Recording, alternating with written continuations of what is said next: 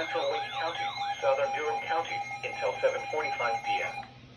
At 6:52 p.m., a severe thunderstorm was located over RDU International, or 7 miles north of Cary, moving southeast at 15 miles per hour. Hazard, 60 miles per hour wind gusts. Source, radar indicated. Impact, expect damage to roofs, siding, and trees. Locations impacted include Raleigh, Durham, Cary, Wake Forest, Garner, RDU International, Morrisville, Lake Wheeler, Parkwood, and William V. Olmsted State Park. For your protection, move to an interior room on the lowest floor of the building.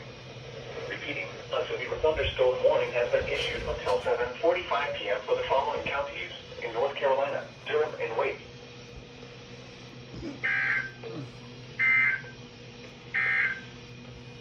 This is NOAA Weather Radio, all hazard station WNG 706. It's a good thing I plugged this in right before the weather radar that has a bell hooked up went off. So, yeah. Hope you guys enjoy it.